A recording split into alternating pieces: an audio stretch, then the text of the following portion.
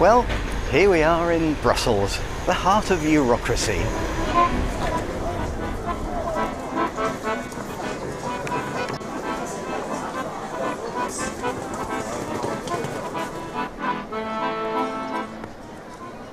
You might just think I'm here for the waffles.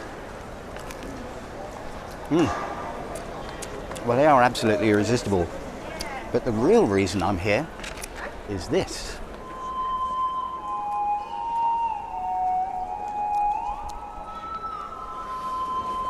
That's the beautiful and fascinating sound of an Ondes Martenot, and it's a sound I'm planning to use on the new album.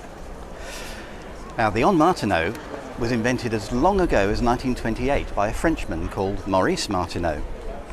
Now, he was a bit of an electronics buff and also a cellist, and his idea was to give an electronic keyboard the same expressivity as a stringed instrument. Around the time the Ondes Martenot was invented, the impressive Art Nouveau building over there was a very posh department store. Today, it's a fantastic musical instrument museum, and it's also home to one of the few surviving original Ondes Martenots. But hey, enough of my waffle. Let's take a look inside.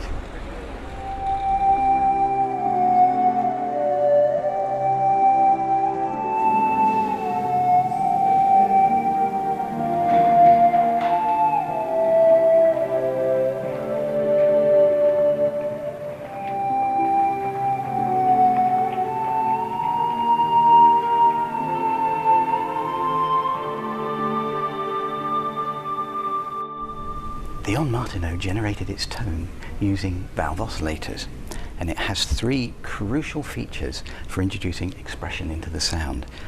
The first is called the touche d'intensité, and it's actually a button. You can just see it peeking out in this half-open drawer. Without pressing this button, you get no sound when you play the keys. The harder you press the button, the more volume you get, so you can articulate notes individually.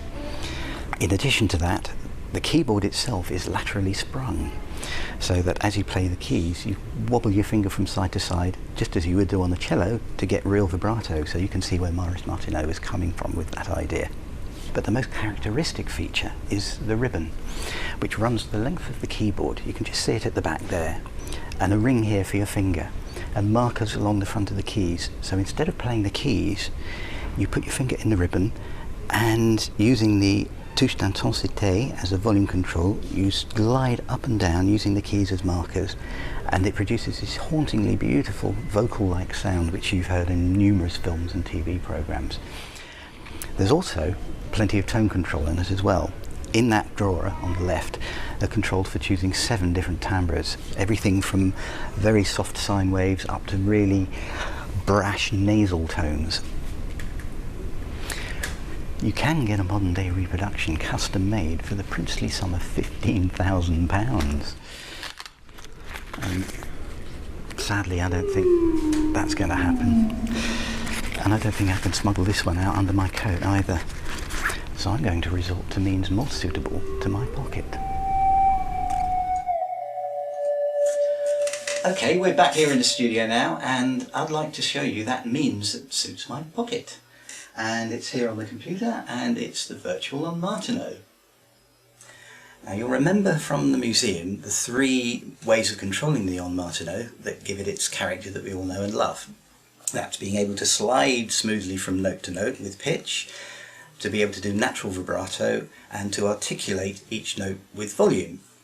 Now, the pitch sliding between notes is best achieved with one of these. A ribbon controller, here's one I prepared earlier, and it allows me to slide between notes smoothly at any speed I like, much like this.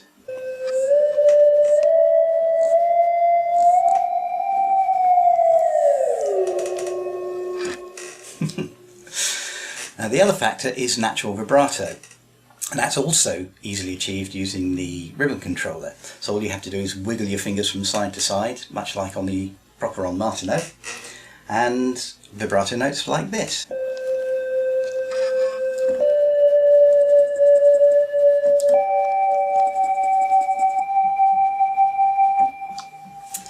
Okay, so what about the volume? Well, normally you could use something like the modulation wheel.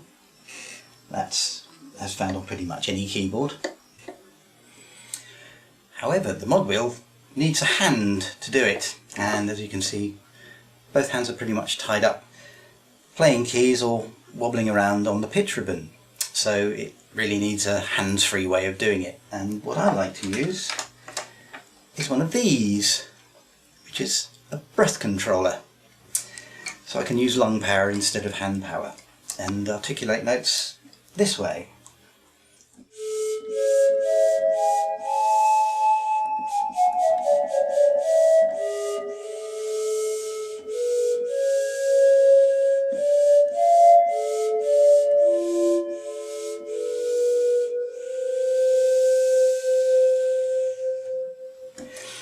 And when you put all three elements together, you get something like this.